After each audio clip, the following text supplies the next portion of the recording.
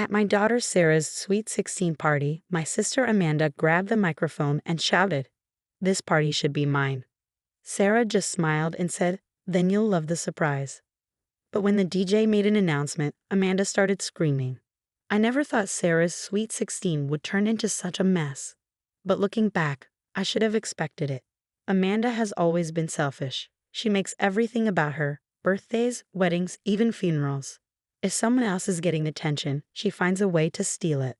It's exhausting, but for years, I made excuses for her. That's just Amanda, I'd say. She doesn't mean any harm. But this time, she went too far. Sarah had been looking forward to her Sweet 16 for years. She worked hard, getting straight A's while doing extracurricular activities. I wanted to give her an unforgettable night, so I saved up for a beautiful venue in New York City, a rooftop ballroom with an amazing view. It wasn't a fancy millionaire party, but it was elegant and exactly what Sarah wanted. Everything was perfect: the decorations, the food, the music. Sarah looked stunning in her blue satin dress, laughing and dancing with her friends. I stood to the side, feeling proud, when suddenly Amanda appeared with a microphone. I didn't even see her grab it. One moment, the DJ was playing Sarah's favorite song, and the next, Amanda's voice boomed through the speakers. "This party," she slurred, she had been drinking, "shall be mine." The room went quiet. Sarah stopped dancing and stared at her aunt. Amanda swayed in her heels, her face full of anger. 16 years ago, she yelled, I was supposed to have a party like this, but did I get one? No. Instead, she pointed at me, she got pregnant and ruined everything. Everyone gasped. Cancel it. I want the money for a trip instead. I heard my dad say, Amanda, we'd already pay for your dress, the caterer, the DJ. But Amanda snapped back, then unpay them. I don't want a lame party. I want to go away, and if you don't give me the money, I'll make everyone's life miserable. The video cut off, and the room erupted. Some people gasped, others whispered. My mom covered her mouth, and my dad sighed, rubbing his temples, just like he had in the video. Amanda stood there frozen. Then she lunged for the microphone again. That was edited. That's not. But no one listened because my mom, for the first time ever, stood up and shouted, Amanda, enough. Amanda went silent. Mom walked over, her face red with anger. You demanded we cancel your party. You screamed at us for weeks until we gave in. And now, 16 years later, you're blaming your sister for something you did. Amanda shook her head. No, I deserved a party. I was just a kid. You were spoiled, Mom said, and you still are. The room was silent. Amanda looked around, expecting someone to take her side, but no one did. Her friends avoided eye contact. My husband shook his head. The DJ raised an eyebrow, waiting for instructions. Then Sarah, in her sweetest voice, said, Wow, Aunt Amanda, I really thought you'd love the surprise. Amanda's face turned bright red. With a loud scream, she grabbed a glass of champagne and threw it across the room. It shattered on the floor. That's when everything went crazy. The second the glass broke, chaos broke out. Guests gasped, some backed away, while others just stood there shocked. The waitstaff froze, unsure what to do. Amanda was shaking with anger, her face red, her fists clenched. For a moment, I thought she might throw something else, like a plate or a decoration. But before she could, my mom grabbed her wrist. Enough, Mom said through gritted teeth. You've embarrassed this family for the last time. Amanda pulled her arm away. Oh, I'm embarrassing the family? What about her? She pointed at Sarah. She just humiliated me in front of everyone. Sarah stayed calm. You humiliated yourself. Amanda screamed, then turned to me. And you, she yelled, pointing at me. You planned this, didn't you? You let your brat set me up. I took a deep breath, staying calm. Amanda, no one set you up. You did this to yourself. All Sarah did was remind you of something you said 16 years ago. It was 16 years ago, she shouted. I was a kid. And yet here you are, still acting like one, my dad said sharply. Amanda looked shocked. Dad rarely raised his voice, but when he did, everyone listened. You're 32 years old, he said, shaking his head. You're standing in the middle of a 16-year-old's birthday party, throwing a fit because you're not the center of attention. Do you even hear yourself? Amanda opened her mouth to argue, but then she saw how everyone was looking at her. No one was on her side. Not her parents, not her friends, not the guests.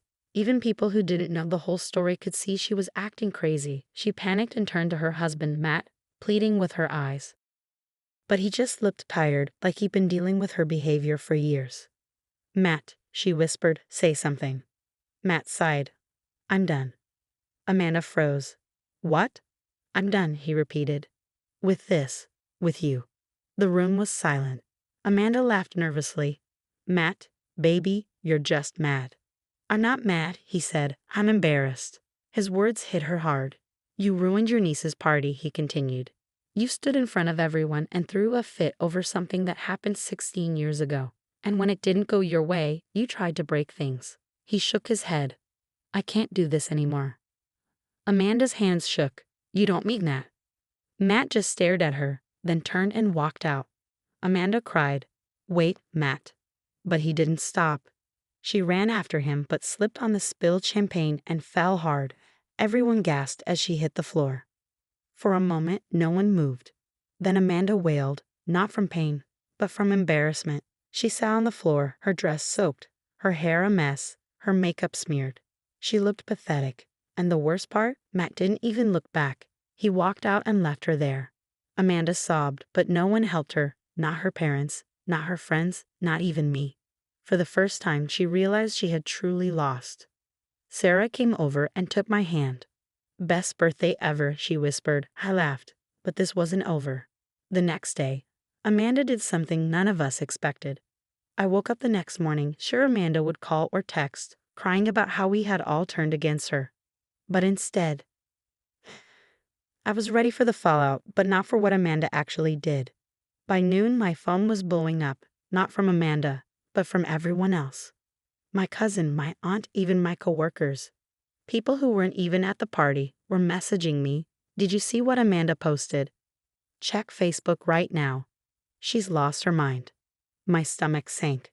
I opened Facebook, and there it was, a long dramatic post from Amanda. She tagged everyone. Me, my parents, even Sarah. As I read it, my blood went cold. She had twisted the story completely, making us the bad guys. She said I had always been jealous of her, and that I got pregnant on purpose to steal attention from her sweet 16. She claimed our parents forced her to cancel her party for me and that she was traumatized by it. She even said Sarah had planned the party to humiliate her, and our parents allowed it. She called me spiteful, Sarah cruel, and our parents weak. Then she ended the post with, This is why I'm cutting these toxic people out of my life. If you support them, unfriend me now. She made herself look like the victim, and the worst part, people believed her. Her friends, people who weren't even there, left comments like, I can't believe your own family did this to you, and you deserve better. I gripped my phone so hard my fingers hurt. I wanted to scream. How could she twist the truth so easily? Sarah walked in, rubbing her eyes. Why is my phone blowing up? I showed her the post. She read it, then laughed. You're laughing? I asked, surprised. Sarah grinned. Oh, Mom, let her dig her own grave. What do you mean? I asked. Scroll down to the comments, Sarah said. Look past her friends who are blindly supporting her. I did, and that's when I saw it. People who were actually at the party were calling her out. Amanda, that's not what happened. I was there. You embarrassed yourself, no one else. Wow, so you're just going to ignore the fact that you threw a glass across the room. Even my mom commented, Amanda, you wanted to cancel your party. No one forced you. We have video proof. Stop lying. Amanda tried to defend herself, but she was losing it. Instead of explaining, she just attacked everyone who called her out. Oh, so now I'm the liar? You're all brainwashed. Good riddance. Then came the final blow. Sarah showed me a video someone had posted from the party. It showed everything. Amanda grabbing the mech, her drunken rant, her demanding a trip to Paris, the glass shattering, Matt walking away. The truth was all there, and it was spreading fast. Sarah smirked. So, Mom, how do you think Amanda's going to spin this one? I shook my head. She can't. But Amanda didn't give up. She doubled down. She texted our parents horrible messages, blaming them for everything. She left me angry voicemails, accusing me of setting her up and turning Sarah against her. Then she showed up at my house. She pounded on the door, screaming for me to give her the full video of the party. When I refused, she threatened me. I laughed and said, Amanda, you've been trying to make my life hell for years. And look where that's gotten you. Sarah appeared beside me, holding up her phone. Just so you know, I'm live streaming this, in case Aunt Amanda wants to rewrite history again. Amanda's eyes went wide, and she stormed off. She's not done, I said. Sarah grinned.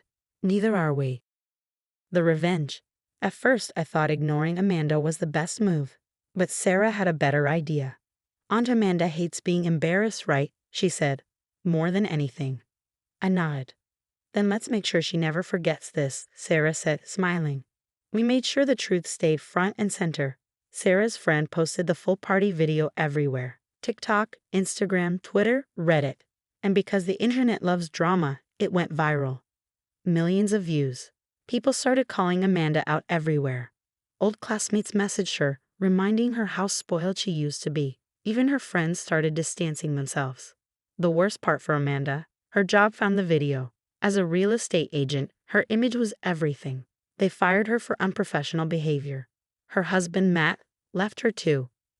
He had enough of her selfishness, and the public embarrassment was his breaking point.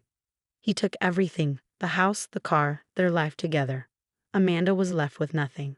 The final goodbye. Months went by with no contact. Then one day, I got a letter from Amanda. It was pages of her blaming me for ruining her life and turning everyone against her.